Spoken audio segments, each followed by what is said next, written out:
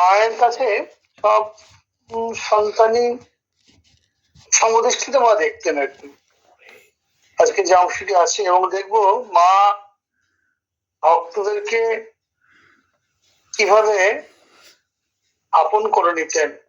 যতই এখন এটা শুনলে আপনাদের মনে হতে পারে এখন তো কত নিয়ম, এই 12টার মধ্যে এই 10:30 না পৌঁছতে পারলে পৌঁছতে পারলে কুপন পাওয়া যাবে না, 12টার পর গেট বন্ধ আর ঢোকা যাবে না, আবার সেই 3:30 কিন্তু তখন তো এতটা মানে নিয়ম তো অত ছিল না। আর একটা সংঘ জীবন যাপন করতে গেলে একটা নিয়মের বাঁধতে হয়, নইলে তো বিশৃঙ্খল হয়ে যায়। সেই জন্যই এইসব নিয়ম কানুন করা। আর যত আপনি দেখুন এই নিয়মটা কিন্তু আগে আমাদের ইয়েতে ছিল না, কালীঘাটে ছিল না, দক্ষিণেশ্বরে ছিল না। ওরাও আস্তে আস্তে এই নিয়মের মধ্যে বেঁধেছে। দক্ষিণেশ্বর সন্ধ্যে 7টার পর বন্ধ হয়ে যায়, কেউ যেতে পারবে না, আগে তো খোলা থাকতো। তারপরে ওই বিশেষ করে যদি আমরা ওই পঞ্চবটির দিকটাতে মানুষরা এত মানে নিউসেন্স করতো, যার ফলে দিকে বন্ধই করে দিয়েছে। আগে তো আমরা তো গেছি পঞ্চবটির তলায় গেছি, গঙ্গা ওই দিকটা পুরোটাই ঝাউতলা বলুন, বেলতলা বলুন, বেলতলাটা তো যাওয়া যায়, খোলা থাকে। এরপরে কোভিডের পর থেকে আরো রেস্ট্রিকশন হয়ে গেছে। এমনকি ঠাকুর মন্দিরে ঠাকুরের ঘরও ঢোকা যায় না, বাইরে থেকে দর্শন করতে হয়। আগে লোকে একটা ওই ঠাকুরের ঘরে গিয়ে বসে একটু জব করতো, ঠাকুর এখানে বাস করেছেন, থেকেছেন, ছোট ঘর, ছোট খাট, বড় খাট, যেগুলো পড়েছেন, চোখে দেখছেন। এখন শুধু চোখে দেখা হয়, এখন বসে একটু জব করা ঠাকুরের একটা বিরাট, ওটা একটা বিরাট আমার তো মনে হতো একটা বিরাট সৌভাগ্য ছিল। প্রতিদিন আমরা যখন যেতাম করতে পারতাম। তো সেগুলো তো সবই বন্ধ হয়ে গেছে এখন। তো যাই হোক, তবে এখন রামকৃষ্ণ মিশনের দক্ষিণেশ্বরে একটি সেন্টার হয়েছে। তো আপনারা যদি ওই একই বাতাবরণের মধ্যে সেখানে গিয়ে আপনারা বসতে পারবেন। সেখানেও বড় মন্দির হচ্ছে, তাহলে ওখানেও দেখবেন প্রচুর মানুষের সমাগম হবে। তো মায়ের কাছে আমরা দেখেছি যে কোনো শ্রেণীর মানুষ আসুন না কেন, মা তাকে কাছে টেনে নিতেন। মায়ের সন্তানদের সামাজিক ব্যবহার, দোষ গুণ বিচারে সব রকম ভালো মন্দ সব রকমই ছিল। ভালোদের তো সকলেই তো ভালোবাসে। মা বলতেন যে দোষ তো সকলে দেখতে পারে, গড়তে তো ভাঙতে তো সবাই পারে, গড়তে পারে কজন। এই গড়ার খেলাটাই ছিলেন মায়ের মূল সুর। এবং এনারা মানুষের যেটার মধ্যে দোষগুলিতে মানুষ হয়, কিন্তু তার মধ্যে যেটা ভালো গুণ সেটাকে ওনারা বরাবরই হাইলাইট করতেন। এবং সেই গুণটা থেকেই তারা এতটাই তাদেরকে দেখিয়ে উজ্জীবিত করে দিতেন যে আমিও পারি। এইটা তাদের মনের মধ্যে নতুন ভাবে একটা আলো সঞ্চার করত, আলোক প্রদান করত, তাদের মনের উৎফুল্ল এনে দিত। এবং যদি মায়ের কাছে মায়ের গুণী ছেলেরা আসতো, মা খুব খুশি হতেন, প্রফুল্ল হতেন। মা বলতেন আমার গুণী ছেলে। মন্দ ছেলের দোষের কথা, নিন্দার কথা মাকে শুনতে হতো, মা কষ্ট পেতেন। কেউ কেউ বলতো যে মা ওই ছেলেটির চরিত্র ভ্রষ্ট হয়েছে, তুমি কেন এখানে আলোচনা করে। মা তখন পরিষ্কার বলতেন, দেখো ওকে আমি মা হয়ে কি করে তাকে নিষেধ করবো, আসতে বলবো এসো না, এটা আমি পারবো না, আমার মুখে বাজবে। তো যার ফলে সে মায়ের কাছে নিত্য আসতো। অন্যদের ধ্রুপটি মা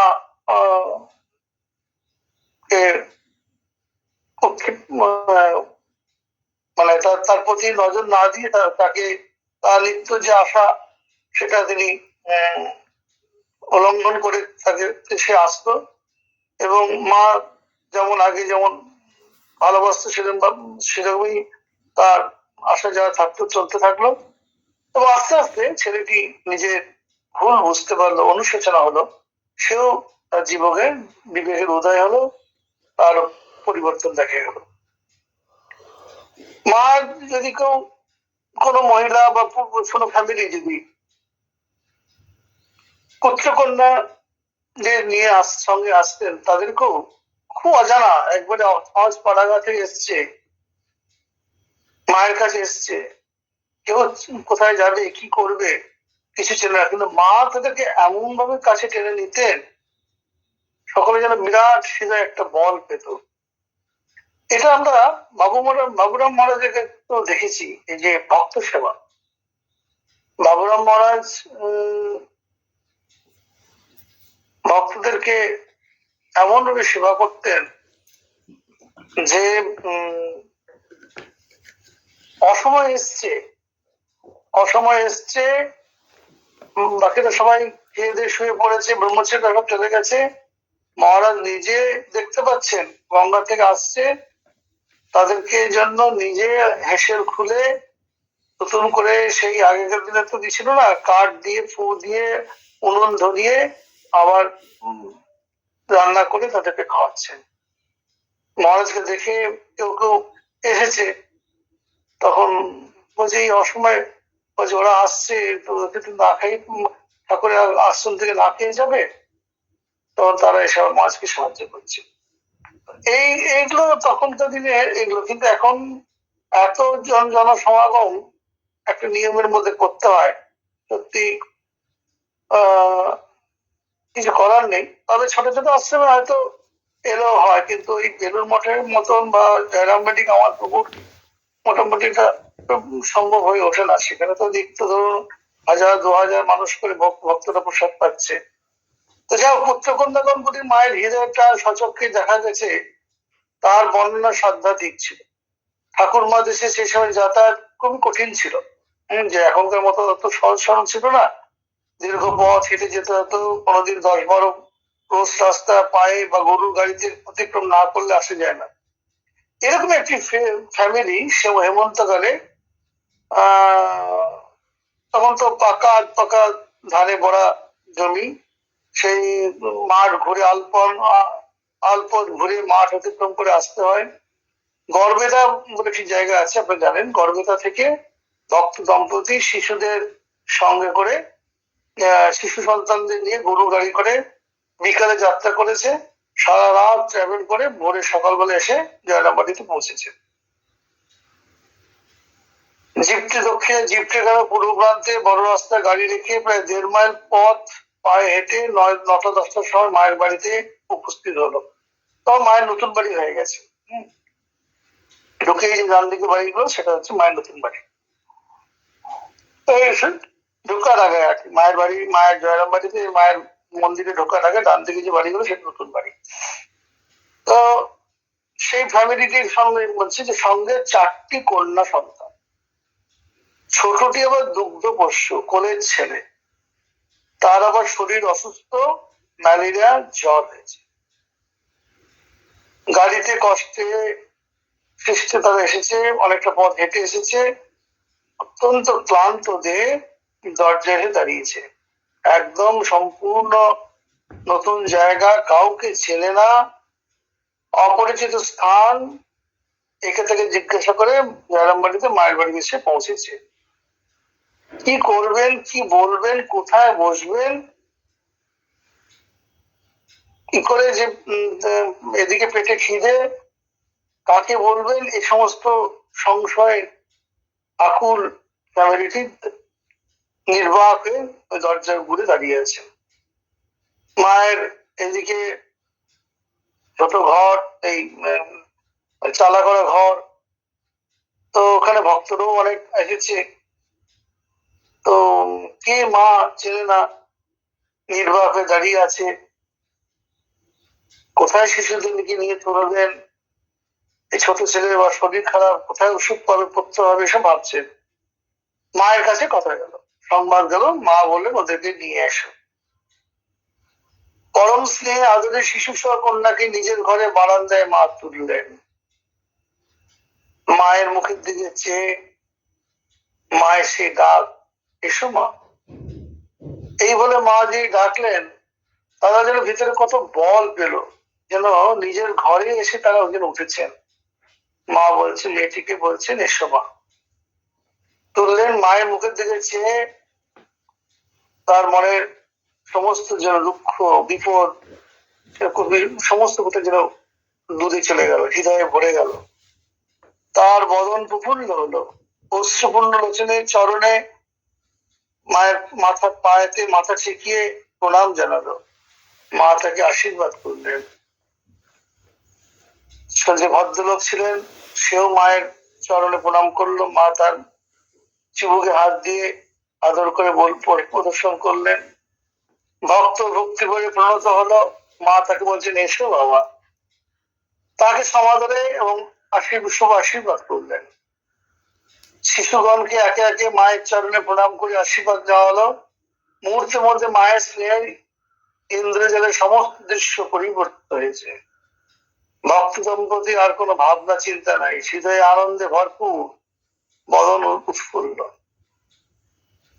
কন্যা মায়ের বাড়িতে এসেছে। মা আদর করে তাকে ঘরে তুলেছেন। যে শিশু অসুস্থ ছিল তার পত্র ওষুধ পত্র সমস্ত ব্যবস্থা হয়ে গেল এর মধ্যে। মা আছেন অকুলের ত্রাণ করতে না, সুতরাং মা যখন তাদেরকে টেনেছেন সকল বিপদ থেকে তারা রক্ষা পাবি। তাই মা এক পাশে মাদুর বিছিয়ে দিলেন, শিশুকে শোয়ানো হলো। শিশুর জন্য দুধ ঔষধ সব জোগাড় হয়ে গেল। মেয়েটিও মায়ের ব্যবহারে, ভক্তিটিও সেখানকার মানুষজনের ব্যবহারে এতটা আন্তরিক। কিছুক্ষণ পরে দেখা যাচ্ছে মেয়েটি অন্যান্য মেয়েদের সঙ্গে কাকে কলসি নিয়ে নদীতে যাচ্ছে স্নান করতে।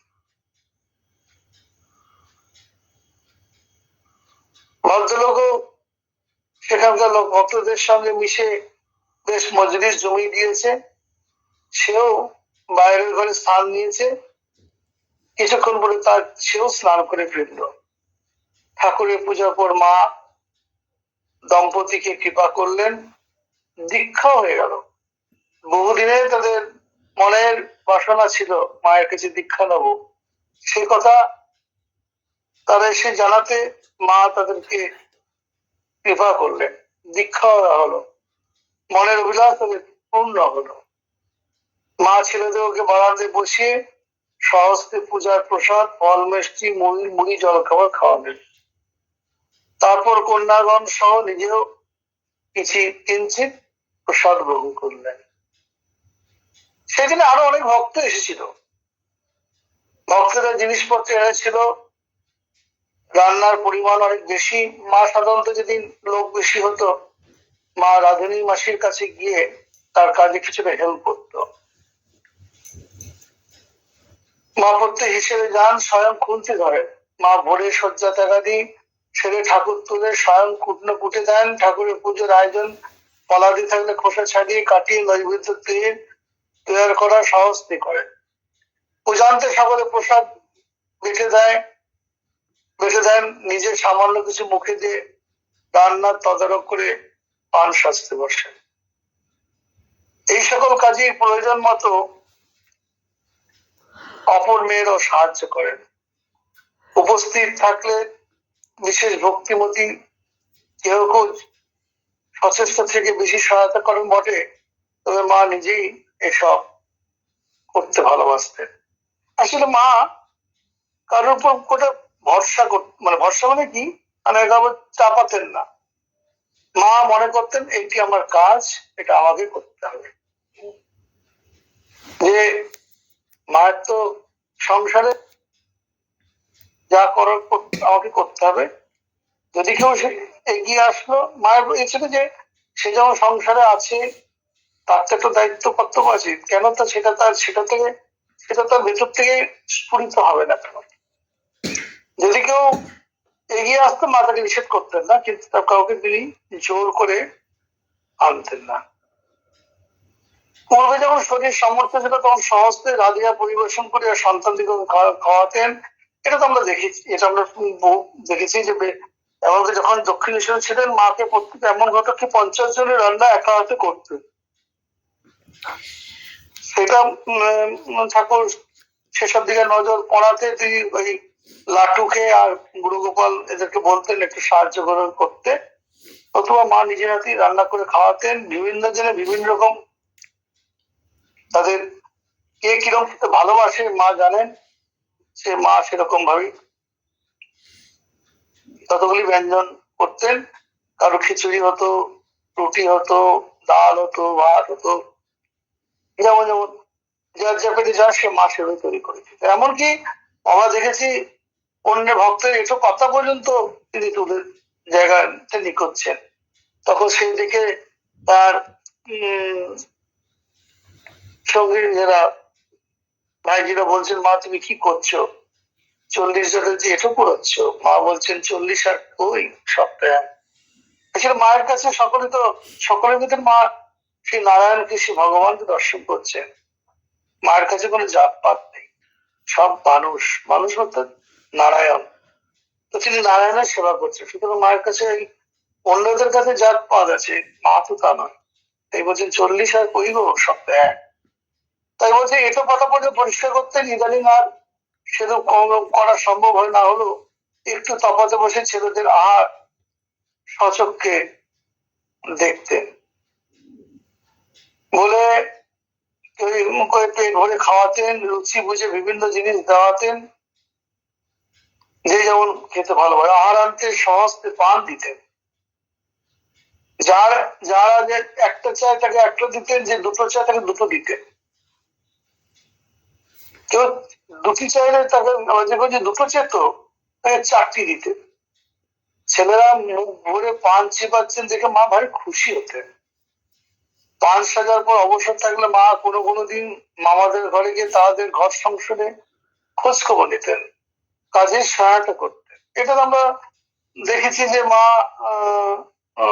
যে মায়ের জন্মদিন পালন হচ্ছে, সকলে ধুমধাম করে মায়ের জন্মদিন পালন করছেন, মায়ের সেদিকে কোনো নজর নেই।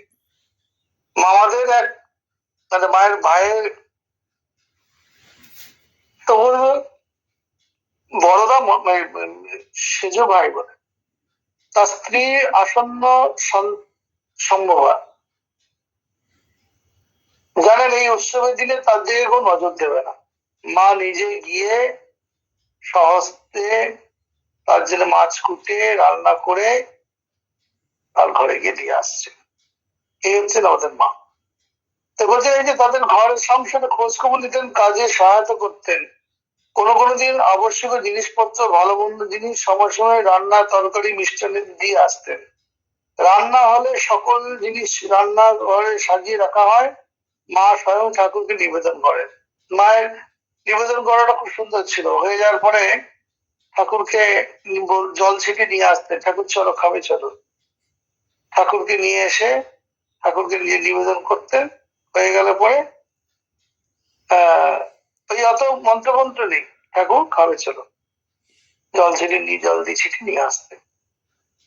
মা স্বয়ং ঠাকুর নিবেদন করতেন। ছেলেদের খাওয়ার পর মেয়েদের সঙ্গে নিজে বসে খাওয়া, মার খাওয়াইয়া মার অবসর, তারপরে অবসর। তাদেরকে খাইয়ে দিলেন, খাওয়ালেন, নিজে খেলেন, তারপরে মা একটু অবসর দিলেন। কোনো দই ভাত কেউ পরে খাইলে মা মুখে গুল দিতে দিতে বারান্দায় বসে পা মিলিয়ে তার সঙ্গে কথাবার্তা বলে আদর করে খাওয়ান, তারপরে শুয়ে অপরাহ্নে বিশ্রাম। এমনকি ছেলে সম্ভবত রাজবাড়ি মহারাজ কাজের বাইরে গেছেন, ফিরছে না, মা বসে আছেন। দুপুর গড়িয়ে বেলা হয়ে গেল, তবু মা মুখে তুলছে না। বাচ্চা আমার খায়নি, কিছু কত কষ্ট করে খায়নি, সে খায় না, আমি কি করে মা মুখে তুলবো। মা বসে আছে। যখন ঘরে পৌঁছলেন, যখন শুনলেন যে মা তোমার জন্য অপেক্ষা করছে, এখনো দুটো দাঁতে কাটেনি, তখন সে কোন রকমে মুখে জল দিয়েছে, মা আপনি এখনো খাননি বলে সে বসে পড়লো। তারপর ছেলে খাওয়া শুরু হলে তুমি মা বলুন। এরকম মা কোথায় পাবেন? তো এই মা হচ্ছেন আমাদের, এই অ্যাকচুয়ালি এই জীবনীগুলি পড়লে আমরা কোথায় আছি আর মা কি ছিলেন, আদর্শটা কি, কি কতটা করলে পরে সকলকে আপন করে নেওয়া যায়, শুধু বলে নয়, নিজের জীবন দিয়ে, হাতে, চিন্তায়, হাতে নাতে করে, ভালোবাসা দিয়ে কিভাবে সকলকে টানা যায়, এই মায়ের জীবনী পড়লে তবে আমরা সেটা দেখতে পারবো। সামান্য একটু মানুষ কি চায়, একটু ভালোবাসা, একটু মা ওই সামান্য একটু মুড়ি মুখি দিল, আদর করে কাছে দিয়ে বসালো, খাওয়ালো, ব্যাস চিরকালের জন্য সে তার দাস হয়ে যাবে। আমরা এইটুকুই করতে আমরা পারি না, এবং সেটুকু করলে দেখবেন সকলেই আপনাদের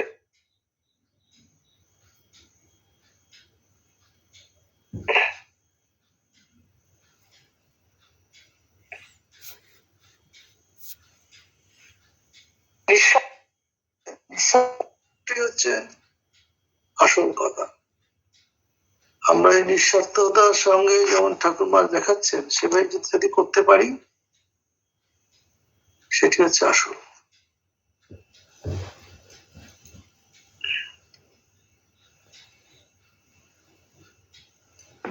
স্পিকারটা তো ইয়ে হয়ে গেল। এরা বিশেষ সহায়তা করলে রান্না, ভোগ নিবেদন করতে, প্রসাদ পেতে দেরি হয়ে গেল। তারা অনেক লোক ছিল তো, সেজন্য দেরি হলো। ভক্ত দম্পতি স্বগ্রামে বর্ধমানে চলে যাবেন। অনেক দূর, সেই রাত্রেও তাদের গাড়িতে যেতে হবে। আহারে পরে তার মায়ের পদতলে প্রণাম করে আশীর্বাদ নিয়ে অশ্রুপূর্ণ নয়নে যাত্রা করলেন। এটা কতদিনের পরিচয়। যখন এসে দাঁড়িয়েছিলেন কেউ কাউকে চেনে না, একটা বিশাল বিষণ্ণ মনে, সংশয় চিত্তে তারা দাঁড়িয়েছিলেন যে কে কোথা থেকে হবে, নির্বাক হয়ে। কিন্তু এই কয়েকক্ষণের জন্য মায়ের ভালোবাসায় তাদের যেন সত্যি সত্যি পেটের সন্তানের মতন মায়ের ভালোবাসা তারা অনুভব করলেন, এবং চোখের জল ফেলতে ফেলতে মাকে প্রণাম করে তারা যাত্রা করছেন। মাও কি করছেন, যত দূর যাওয়া যায় পিছনে পিছনে এসে কন্যাকে নিতান্ত অনিচ্ছা সত্য আরো কিছুদিন থাকলে ভালো হতো গো সত্য তাকে বিদায় দিচ্ছেন। দরজায় দাঁড়িয়ে তারা কাঁদছে, মায়ের চোখে জল, অশ্রুপূর্ণ লোচনে পথের দিকে চেয়ে আছেন যতক্ষণ তাদের দেখা গেল। তারা দৃষ্টির বাইরে চলে যাওয়ার পর মা দীর্ঘ নিঃশ্বাস ফেলে ফিরে এসে নলিনীদির ঘরের বারান্দায় উত্তরাশয়ে পা মেলে কোলের ওপর হাত দুটি রেখে অত্যন্ত বিমর্ষ ভাবে মাটিতে বসে পড়লেন। মেয়ে চলে গেল যেন শ্বশুর বাড়িতে, যেরকম হয় মায়ের মনও তাই হয়েছে। তাই বলছে বিমর্ষ হয়ে মাটিতে বসে পড়লেন। সারাদিন পরিশ্রমে ক্লান্ত থাকলেও ঘরের বিছানায় বিশ্রাম করতে গেলেন না, স্থির দৃষ্টিতে বসে আছেন। দেখে মনে হলো বিদায়ী বিদেশিগামী সন্তানগণের কথাই ভাবছেন। কিছুক্ষণ পরে জনৈক মহিলা দেখতে পেলেন ভক্তের স্ত্রী তার গামছাখানা ফেলে চলে গেছে। মা তো একদম অস্থির উঠেছেন যে কি করে তার কাছে পৌঁছে দেওয়ার জন্য মা ব্যাকুল। তিনি উহা মায়ের নিকট নিয়ে আসলে মা অত্যন্ত দুঃখিত করে খেদ করতে লাগলেন।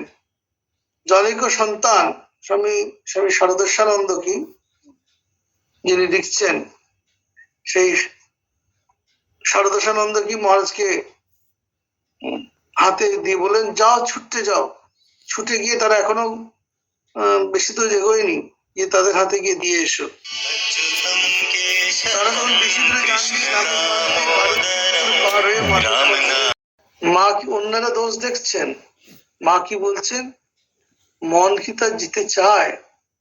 অর্থাৎ এই মাকে ছেড়ে, মানে মায়ের ভালোবাসাতে তাদের এতটাই মন নিমজ্জিত হয়েছিল যে যেখান থেকে তারা ইচ্ছা না থাকলেও যেতে হচ্ছে। এবং মা তাদেরকে নিমজ্জিত, মা আচ্ছা কি মায়ের ভালোবাসাতে তারা নিমজ্জিত হয়েছিল, মাই তাদেরকে টেনে নিয়েছিলেন ভালোবাসা দিয়ে। সেই জন্য বলছেন কি মন কি যেতে চায়, এক রাত থাকতে পারলে না মেয়ে আমার। তো সুতরাং এইদিকে তো তার মন পড়ে আছে, তার মায়ের অর্থাৎ এই মায়ের দিকেই মন পড়ে আছে, এতটাই ছিল মায়ের ভালোবাসা। কিন্তু মা কিন্তু সেগুলি তারা যে ভুল করেছে। ভাইরাস, যদি আমরা ঠাকুরের জীবনে ফিরে যাই, ঠাকুরের কাছে একটি ছেলে এসছে, আমি আগেও তো বলেছি, এই প্রসঙ্গে উল্লেখ করছি। ঠাকুর কি করতেন? এসে বলছে ছুরি আছে, ছুরি। ঠাকুর দেখে একটু বিরক্ত হয়েছে, কি হবে? ওই চড়ি বাদি করবো। ঠাকুর কিন্তু খুব পরিপাটি থাকতেন, সব জিনিস খুব গোছানো থাকতো। যেখানে চৌকি ছিল, সেই চৌকির কাছে আগেকার দিনে একটা ওই কাঠের বাটির উপরে রাখা থাকতো, যাতে পিঁপড়ে না উঠতে পারে বা কিছু যা নিচে ঘর মুছতে সুবিধা হবে, এসব কিছু ঝাটপাট দিতে, তার উপর রাখা থাকতো। ওইখানে ঠাকুর ছুরিটা রাখতেন, বলে ওই দেখো ওখানে আছে, নিয়ে যাও। তো সেটা নিয়ে গেছে। যথারীতি বিকালবেলায় খোঁজ হচ্ছে ছুরিটা কোথায়, ছুরি আর পাওয়া যাচ্ছে না। ঠাকুর শুনে বলছেন দেখো তো, যাও তো, নিশ্চয়ই পঞ্চবটিতে পড়ে আছে। সত্যি সে দেখা গেল পঞ্চবটিতে ছুরিটা পড়ে আছে। ঠাকুর তো বললেন না যে আচ্ছা আচ্ছা ভুলে গেছে, ওরা একটা আনন্দ করতে এসেছিল, পঞ্চবটিতে এতে চড়িবাদি করেছে তাই ফেলে গেছে, যাও নিয়ে এসো। ঠাকুর কি বলছেন, আমি জানতাম ওটা হাবাতে ঘরের ছেলে। ঠাকুর কি বুঝলেন? বলে যখন ঢুকেছিল তখন দেখেছিলাম ওর জামার বোতামটা ঠিকভাবে লাগানো নেই, উপর নিচ করে লাগানো আছে। কিন্তু মা কি বলছে, ও তো হবেই, মন কি যেতে চায়, একদিনও থাকতে পারলে না বলে মা তার গামছা শাড়ি সন্তানকে দিয়ে সারদেশানন্দজি ছুটে ছুটে গিয়ে তাদের দিয়ে আসছে। কত পথ, জিপটে কাছে চলে গেছে, অনেকটা পথ, আপনারা আন্দাজ করতে পারবেন না, অনেকটা দূর। তারা বলছেন যে জিপটে গ্রাম পার হয়ে বড় রাস্তায় প্রায় তাদের রাখা গাড়ির নিকট সেখানে গিয়ে দিয়ে আসছেন। লজ্জায় বিনয় প্রকাশ আফসোস করে বলতে লাগলেন, এত কষ্ট করে শাড়ি আনবার প্রয়োজন ছিল না বাবা। সন্তান যখন মায়ের দুঃখ উদ্বেগের কথা জানালেন, তখন প্রথমে তাদের মন বিস্মিত স্তম্ভিত হলো। মা মানে ছটপট করছেন, আপনারা এটা ফেলে গেছেন, গামছা ফেলে গেছেন, শাড়ি ফেলে গেছেন, মা আপনাদের কষ্ট হবে তার পরের দিনে। সেই জন্য মায়ের এই দুঃখ কষ্টের কথা, মায়ের যেই মানে অস্থির উদ্বেগ দুঃখ কথা শুনে তারা বিস্মিত হলেন, ভাবলেন কে, স্তম্ভিত হলেন। পরে মাতৃস্নেহে দেহ পুলকিত হৃদয়ে বিগলিত হয়ে গেল। জয় মা, এ কি আর পাতানো মার সন্তানের প্রতি স্নেহ? এক মুহূর্তে দেখাতে এমন সম্পর্ক পাতানো কখনই সম্ভব নয়। কজন আমরা পারবো? আচ্ছা এসছেন, বাপ ভালো, কিন্তু এমন মায়ের ভালোবাসা কোনো স্বার্থ নেই না, নিঃস্বার্থভাবে ভালোবাসা, যাতে হয় কি সকলের হৃদয় ছুঁয়ে চলে যায়। মা রেখে দিতে পারতেন, ও ভুলে যে থাক, মা কিন্তু সে আচরণটি করলেন না। এক মুহূর্তে মিলন, চোখের দেখা জীবনে আর হবে কিনা কে জানে, কিন্তু এই যে স্নেহের স্পর্শ পেল, হোক বা না হোক, জীবনের শেষ মুহূর্ত নিঃশ্বাস ফেলা পর্যন্ত তাদের মন কি ছুঁয়ে থাকবে। তাই আমাদের গৌরী শরণানন্দী মহারাজ বলছেন না, যে যখন প্রবোধ বাবুর কাছে শুনেছিলেন মা হচ্ছে জগদম্বা, রাজ রাজেশ্বরী, শেষ শেষ সময় বলছেন, এই কথাটি বলছেন, কবে ছোটবেলাকার কথা, স্কুলের ছাত্র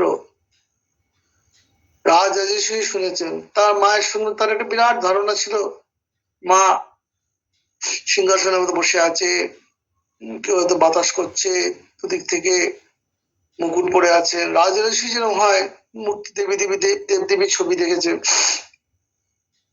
গিয়ে দেখছেন মা, আমি আগে বলেছি ঘর নিকোচ্ছেন, এই প্রসঙ্গে এগুলো আনলে বেটার হয়, বুঝতে সুবিধা হয়। ঘর নিকোচ্ছেন কি না, এক হাত গোবর জলে ন্যাকড়া ভিজিয়ে মা ঘরকে নিকোচ্ছেন। উনি তো একবারে মানে হয়ে গেছেন প্রচন্ড ভাবে, তার যে চিন্তা ছিল সেটা তো পুরো জল ঢেলে পড়ে গেল। তিনি তো মাকে কি ভেবেছেন, কি দেখছেন, এই তো আমাদের ঘরের মা ভাই বোন, মা দিদিদের মতো, মা মাসিদের মতনই তো, কোথায় রাজ রাজেশ্বরী।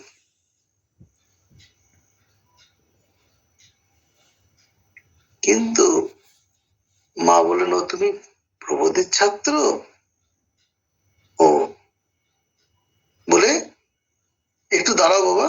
মা তখন হাতটা ধুয়ে এসে চিবুকটাতে হাত দিয়ে, মা যেরকম মায়ের যেটা স্বাভাবিক যেটা ছিল, চিবুকটা হাত দিয়ে, ও তুমি প্রবোধের ছাত্র বলে আদর করলেন।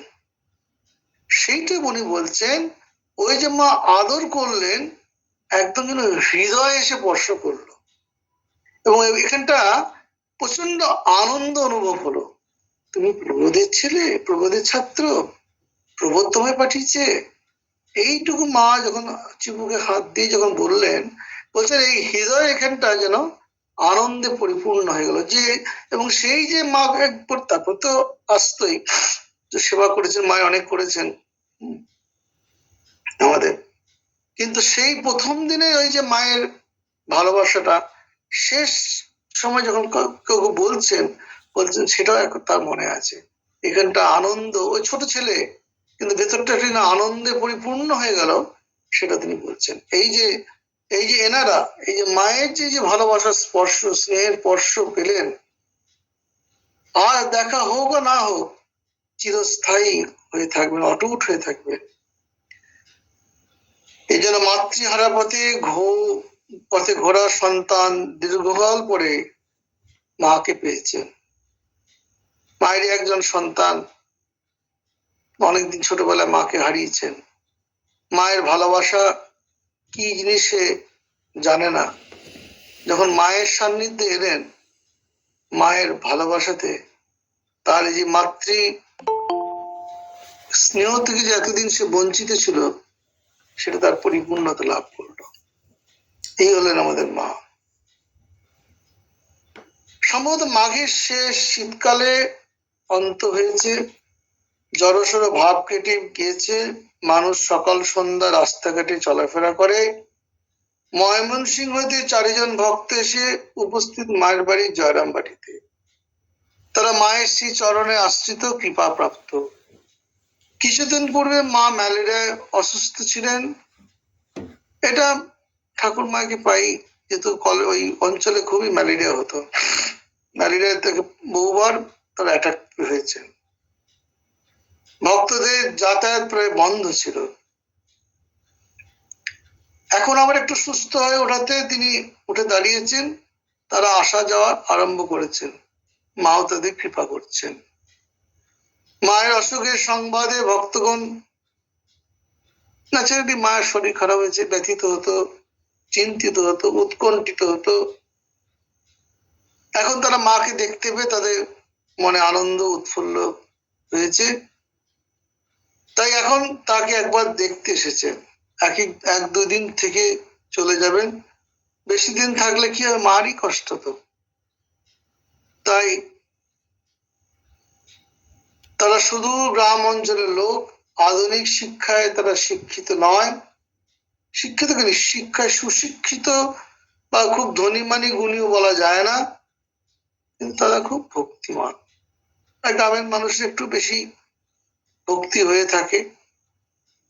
তো বর্তমানে বলতে পারবো না, আগেকার মানুষ কিন্তু সরল ছিল, সরল সাদাসিধে তাদের চালচলন।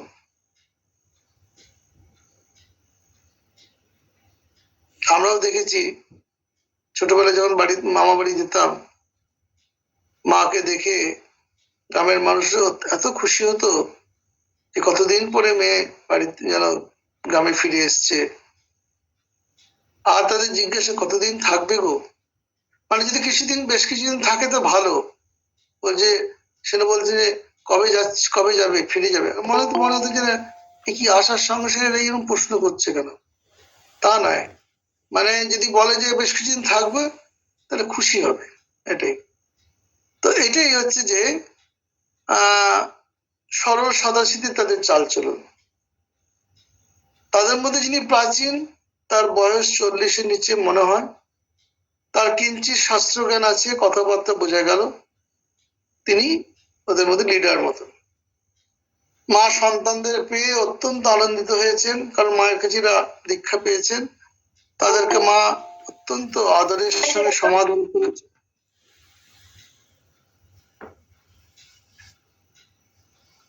সমাদর করেছেন,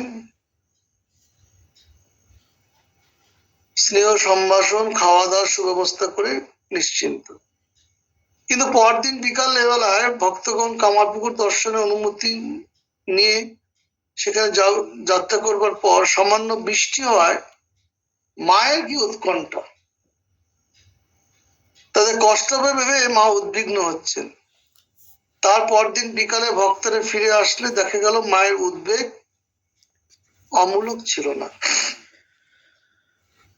বয়স্ক ভক্তটি, যার শাস্ত্রজ্ঞান আসে বলা হয়েছে, তার জ্বর হয়েছে। দেশ হতে আসবার সময় শরীর খুব ভালো ছিল না, কামারপুকুরের রাস্তায় বৃষ্টিতে ভিজে তার জ্বর হয়েছে। ভক্তগণ জয়রামবাটি থেকে কামারপুকুর যাওয়ার কালে তিনি সেখানকার সব দর্শনাদির কথা বলে দিতেন। কখনো তাদের হাতে গৃহদেবতা রঘুবীর শীতলা মায়ের জন্য ফুল ফল মিষ্টি প্রভৃতি পাঠাতেন।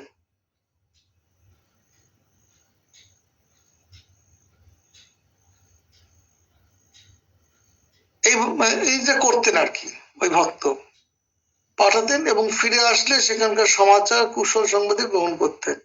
জয়রামবাটি ভক্তগণকে সিংহমানি দর্শন, পূজা, প্রার্থনা, মায়ের মাটি গ্রহণ করতে বলতেন যে সিংহমানি দেবী খুব জাগ্রতা, তার কৃপায় তাদের কল্যাণ হবে। মায়ের মাটি অর্থাৎ সিংহবাহিনী মন্দিরের ভিত্তি মৃত্তিকা এই অঞ্চলের মায়ের মহৌষধ বিশ্বগ্ন বলে প্রসিদ্ধ, কারণ মাওকে দেখা গেছে যে সাপে দংশন করেছে, মা সেখানে ওই মাটি প্রলেপ দিয়ে দিয়েছেন, সে সন্তান কিছুক্ষণ পরে প্রাণ ফিরে পেয়েছে। মা প্রচলিত প্রবাদ সরলভাবে বিশ্বাস করতেন, ভক্তগণের মুখে ঠাকুর বাড়ি দর্শন সমাচার পেয়ে খুশি হতেন, কিন্তু অসুস্থ সন্তানটির জন্য বিশেষ চিন্তিত, উদ্বেগ তার হয়েছিল। মায়ের বাড়িতে দাতব্য ঔষধালয় আছে, হোমিওপ্যাথিক ওষুধ দেওয়া হয়, ম্যালেরিয়ার জন্য অ্যালোপ্যাথিক প্রসিদ্ধ পেটেন্ট কুইনাইন গঠিত ওষুধ কিছু থাকে। ঔষধ পদ্ধতি যথাসম্ভব সুব্যবস্থা হয়েছে, মা ছেলে সুখ সুবিধা ব্যবস্থা তদবির করছেন, সর্বক্ষণ খোঁজ নিচ্ছেন। ছেলের অসুখ সারল না, বরং বেড়ে গেল, সকলেই চিন্তিত হয়ে পড়লেন। ছোট বাড়ি, অনেক লোক, রোগী রাখার স্থান নেই, শৌচাদি ভীষণ অসুবিধা। তারপর মায়ের ভাবনা চিন্তা উদ্বেগে তার দেহ আবার নানা অসুস্থ হয়ে পড়লো। ভক্তগণ স্থান ত্যাগ করবার জন্য উৎকণ্ঠিত হলো। 2-3 দিন দেখে রোগ না কমলে পরামর্শ করে রোগীকে কোয়ালপাড়া আশ্রমে নিয়ে যাওয়া হলো। রোগী যাবার জন্য বিশেষ আজ্ঞান্বিত, মাকে এই কথা নিবেদন করলে তিনি স্থির দৃষ্টি গভীরভাবে শুনলেন, কিন্তু হ্যাঁ না কোনো মতামত প্রকাশ করলেন না। কারণ অসুস্থ শরীরে ছেড়ে যাওয়া তিনি পছন্দ করছেন না। জানা এটা তো স্বাভাবিক, মা বুঝতে পারে, সবাই জানে। তবে আর কোনো উপায় তো নেই। এইভাবে রোগীর সুচিকিৎসা কঠিন, সঙ্গীতের থাকার অসুবিধা, স্থানের অভাব, সদা সর্বদা ভক্ত অতিথি অভ্যাগত যাতায়াত করছেন। গোয়ালপাড়ায় সরকারি ভালো ডাক্তারখানা আছে, আশ্রমে যথেষ্ট জায়গাও আছে, সবই সুবিধা। তদ্ভিন্ন মায়ের কষ্টের জন্য অধিক ভাবনা, তাহার নিকটে রোগীকে তাড়াতাড়ি সরিয়ে নেওয়ার আয়োজন হলো। সেদিন মায়ের বাড়িতে অনেক স্ত্রী পুরুষ ভক্ত উপস্থিত। তার মধ্যে তার বিশেষ স্নেহভাজন আরামবাগের প্রসিদ্ধ ডাক্তার প্রভাকর বাবু, তার মা এবং স্বামী অসিতানন্দের মা ও ভাই এসছে। বেলাতে আহার হলো, ভক্তগণ একে একে বিদায় নিয়েছেন। স্বামী বিদ্যানন্দ আজ কলপাড়া আশ্রমে যাবেন।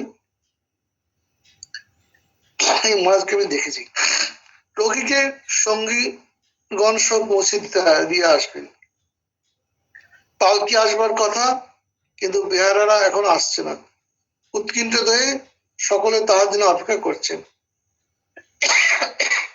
পথের দিকে চেয়ে আছেন। বেলা পড়ে আসছে, মা বারান্দায় বসে নীরবে সব দেখছে।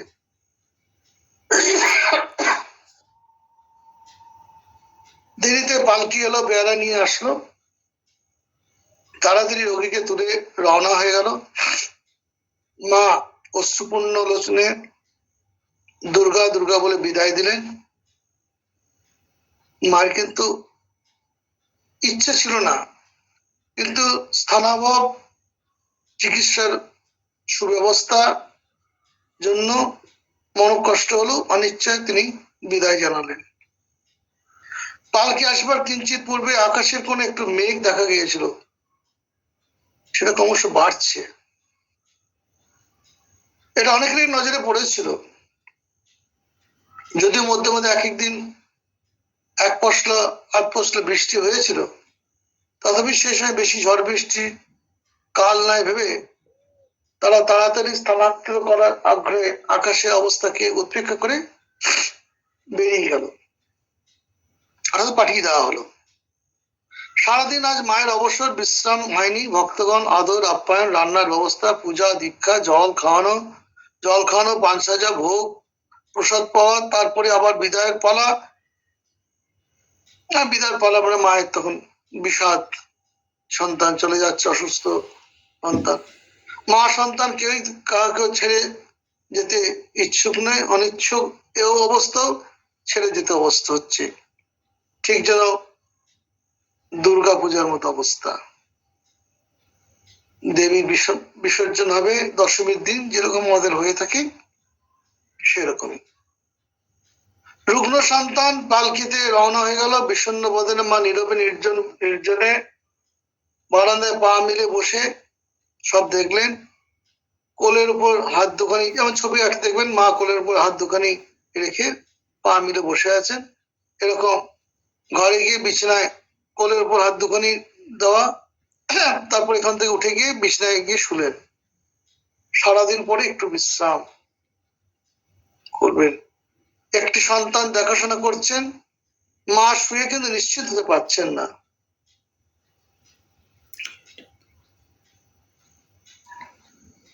তারপরে দেখলাম মা যখন ঘরে গিয়ে একটু শুয়েছেন, ভাবলেন একটু বৈঠকখানায় গিয়ে বিশ্রাম করবেন, কিন্তু বেলা পড়ে আসছে দেখে আর গেলেন না। মায়ের বারান্দা এক পাশে চুপ করে বসে রইলেন। কেউ এসে গোলমাল করলে যাতে মায়ের বিশ্রামটা ভগ্ন না হয়, সেই দায়িত্ব নিয়ে তিনি এখানে বসে রইলেন। দেখতে দেখতে আকাশ মেঘে ছেয়ে ফেললো, চারিদিকে অন্ধকার হয়ে আসলো। হঠাৎ প্রবল বেগে হো হো করে এসে যেরকম ঝঞ্ঝা বায়ু সদর দরজা আঘাত করলো, ভীষণ শব্দ হলো। সকলে চমকে উঠলেন। কাল বৈশাখের মতো প্রবল ঝড় বৃষ্টি আরম্ভ হয়েছে। ঝড়ের শব্দ শুনে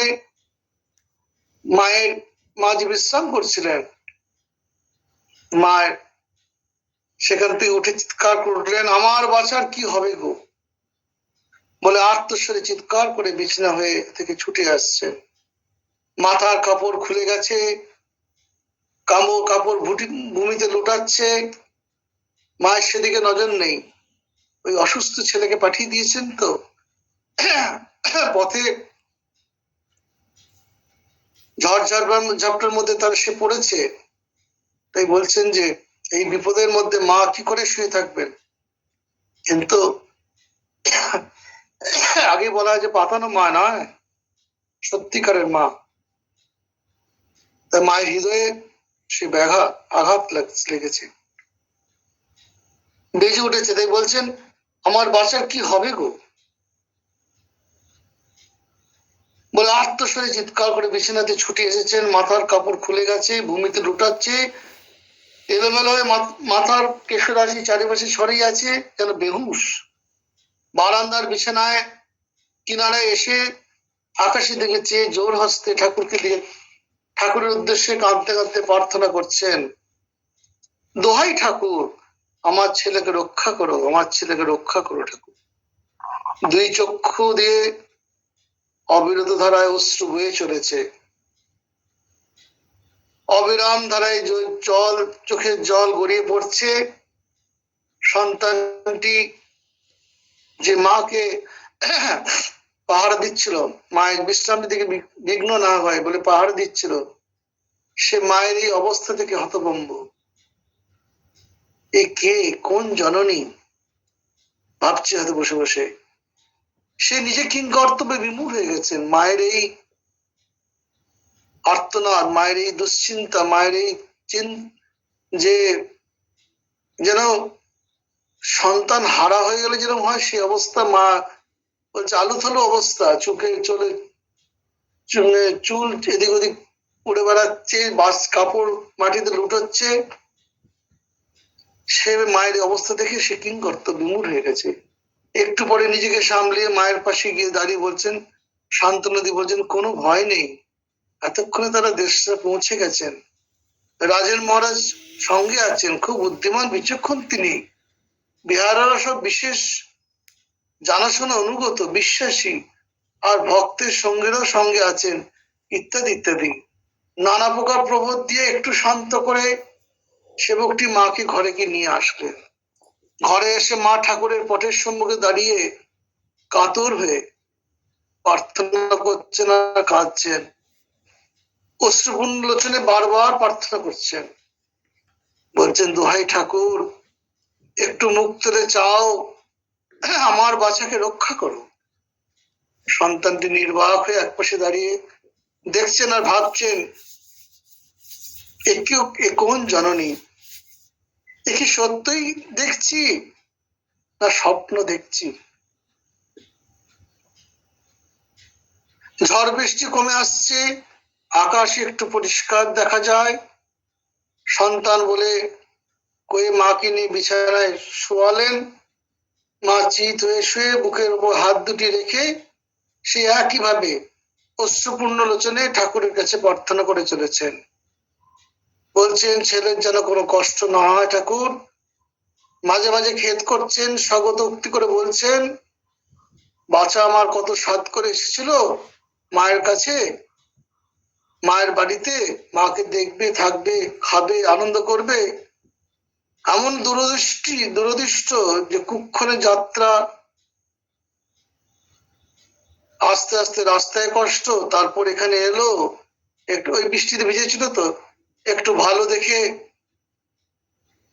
কামার পুকুর গেল আনন্দ করতে, রাস্তায় আবার বৃষ্টি, কষ্ট, তারপর এখানে ফিরে এসে জ্বর আর যাচ্ছে না কিছুতেই, ওষুধপত্র কত খেলে, আজ আবার কলপাড়ায় গেল পালকি করে চিকিৎসার জন্য, কারণ তার তো চলার শক্তি নেই।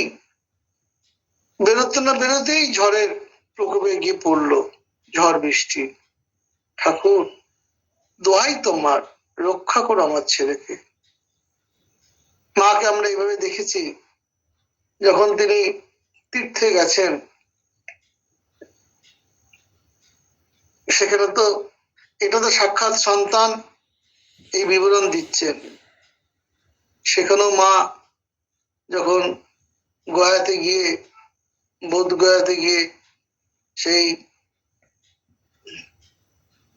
বুদ্ধদেব মানে বুদ্ধের যে আশ্রম, বৌদ্ধ ভিক্ষুদের আশ্রম দেখে তিনি অত্যন্ত খুশি হয়েছেন। সঙ্গে সঙ্গে তার সন্তান, ঠাকুরের যে ত্যাগী সন্তান, তাদের জন্য তার হৃদয় এইভাবে ব্যতীত মথিত হয়েছে। সেখানেও তিনি জোর হয়ে ঠাকুরের কাছে প্রার্থনা করছেন। যেখানে শিলটি পাথরটি দেখেছেন সেখানে মাথা করেছেন যে ঠাকুরকে বলছেন যে তুমি এলে, আনন্দ করলে, চলে গেলে, এই জন্য আসার কি দরকার? আমাদের তো আর ভারতবর্ষে গাছতলার সাধুর তো অভাব নেই। বহুত সাধু সন্ন্যাসী এরকম আছে। তোমার নামে যারা ঘরদোর ছেড়ে বেরিয়ে আসবে ঠাকুর, তাদের যাতে মোটা ভাত কাপড়ের অভাব না হয় তুমি দেখো। এরা সকলে এক জায়গায় জোট হয়ে থাকবে, আর সংসারে তাপিত খ্রিস্ট মানুষ তাদের সান্নিধ্যে এসে দুটি ঈশ্বরের কথা শুনে প্রাণকে শান্ত করবে। তুমি এদের মোটা ভাত কাপড়ের একটা আস্থানা দাও। বলছেন কালে সমস্ত কিছু হলো নরেন করলে, কিন্তু এই সঙ্গ ঠাকুর বলে গেছিলেন নরেনকে, ঠিক আছে, এবং সেই সঙ্গ হওয়ার জন্য তিনি এক সূত্রে বাঁধতে নরেনকে বলেছিলেন, এবং কিভাবে জীবন যাপন করবেন সেই সংসারী নাচ তো ওদেরকে সন্ন্যাসী হতে হবে, এবং তাদের হাতে তিনি গেরুয়া বস্ত্র তুলে দিয়ে গেরুয়া পরিয়ে ভিক্ষা করতে পাঠিয়েছিলেন মায়ের কাছে। মা তারা প্রথম ভিক্ষা নেয়, এবং ভিক্ষাতে যে অন্ন পায় সেতে তার অন্ন সেদিন ঠাকুর গ্রহণও করেছিলেন, বলেছিলেন মাধুকরী অন্ন।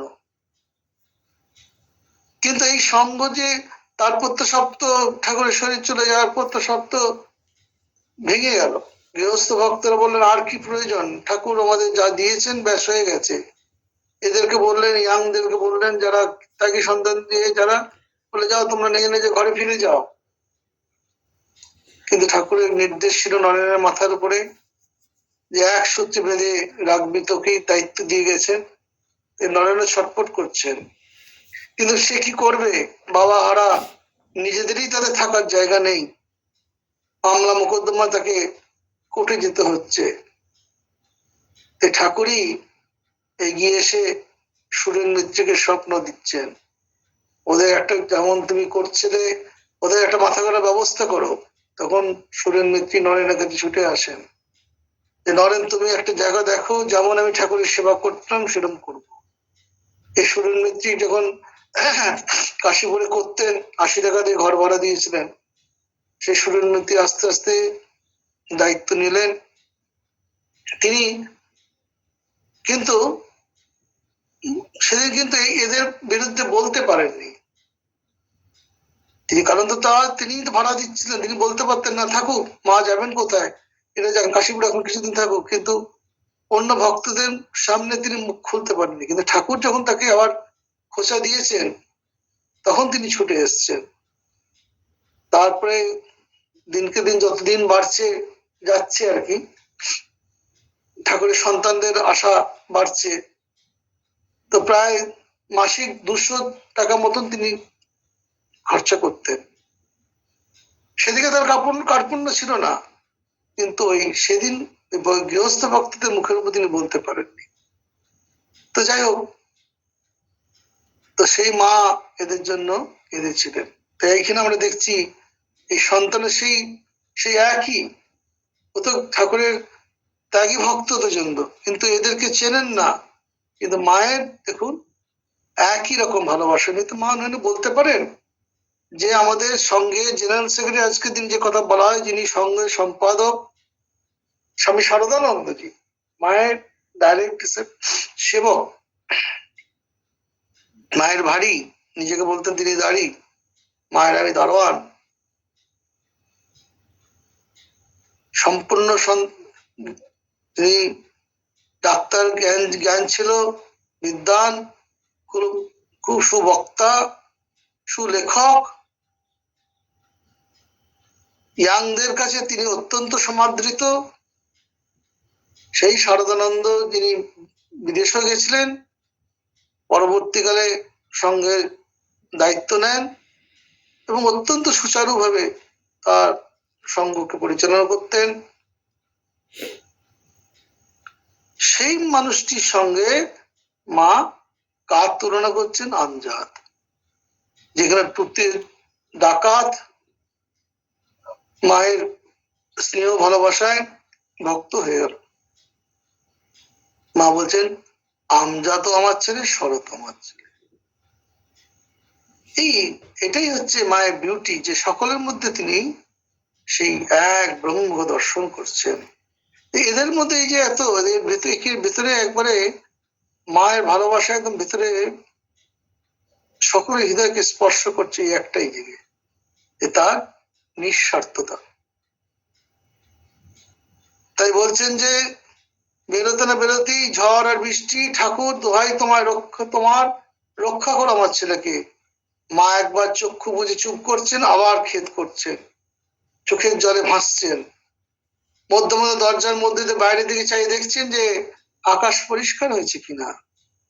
সন্তানটি ঘরের ভেতর মায়ের পায়ের দিকে খাটের পাশে নীরবে বসে এই অদ্ভুত ব্যাপার দেখছেন, শুনছেন। হৃদয় তিনি দেখছেন, যত দেখছেন তত তিনি স্তব্ধ হয়ে যাচ্ছেন। মনে হলো কিছুক্ষণ পরে মা একটু স্থির হয়েছেন। হঠাৎ আবার শো শো করে বাতাস ছুটলো, বৃষ্টি আরম্ভ হলো। মা আবার ছুটে গেলেন, বিছানা ছেড়ে ছুটে বাইরে আসলেন। সেই মাথার কাপড় ভূমিতে লুটাচ্ছে, কেশরাশি ছড়ে পড়েছে, নয়নে অবিরল অশ্রুধারা, কান্না। কাতর কণ্ঠে প্রার্থনা আবার শুরু করেছেন, দোহাই ঠাকুর আমার বাচ্চাকে রক্ষা করো, একটিবার মুখ তুলে চাও।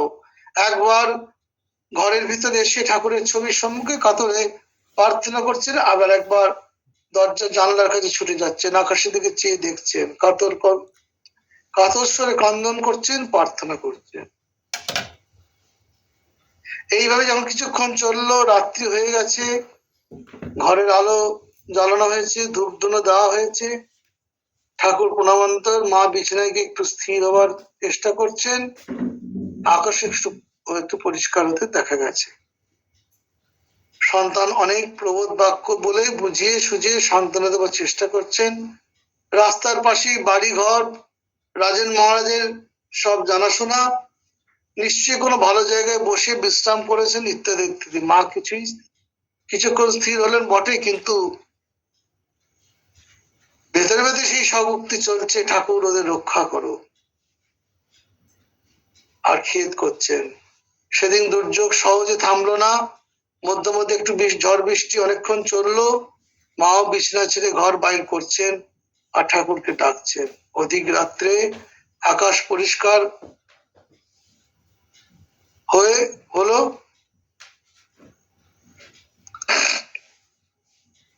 ঝড় বৃষ্টি সম্পূর্ণ থামলে স্থির শুয়েছিলেন সত্যি, কিন্তু পরদিন সকালবেলায় রাজেন মহারাজ ফিরে এসে কুশল সমাচার না দেওয়া পর্যন্ত তিনি নিশ্চিন্ত হতে পারেননি। রাজেন মহারাজ জানালেন তাদের কষ্ট হয়নি। ঝড় বৃষ্টির সময় দেশটাতে একজনের বাড়ির বৈঠকখানে তারা আশ্রয় নিয়েছিলেন, সেখানে তারা বিশ্রাম করেছেন। পরে যখন ঝড় বৃষ্টি থামে, তারপর লন্ঠন একটা ব্যবস্থা হয়, সেটা করে রাত্রে কল্পের আশ্রয়ে পৌঁছে আহার নিদ্রা করে রোগী ও সঙ্গী সকলেই ভালো আছে, কুশল আছে। ভাইরাস মাকে দেখুন সারা রাত বিশ্রাম করতেই পারেননি।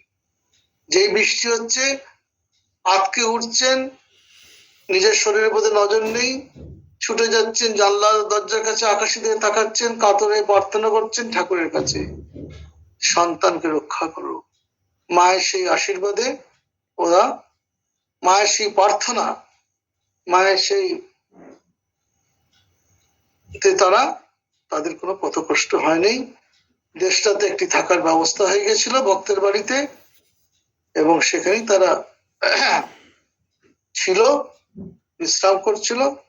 পরে বৃষ্টি বাদল কমাতে তারা লন্ঠন মা নিশ্চিন্ত হলো। তো এই হচ্ছেন আমাদের মায়ের।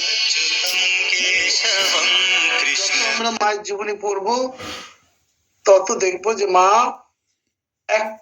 একটাতেই, এই একটা দিক দিয়ে সকলের অন্তরকে আজ পর্যন্ত বিরাজ করছেন কি না, নিষ্কাম ভালোবাসা।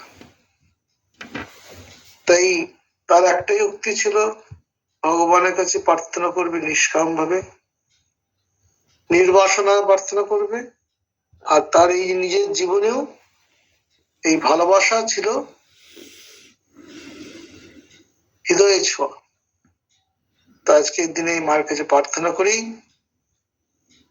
মা আমাদেরকে তার এই যে অন্তর্ছোঁয়া, যে ভালোবাসা দিয়ে মানুষকে তিনি জয় করতেন, এই আজকের দিনে এই এত হিংসা, দেশ, লাঠালাঠি,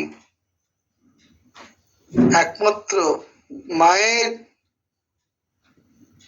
আচরণ করা পথে যদি আমরা চলি, তবেই আমাদের দেশে শান্তি ফিরবে।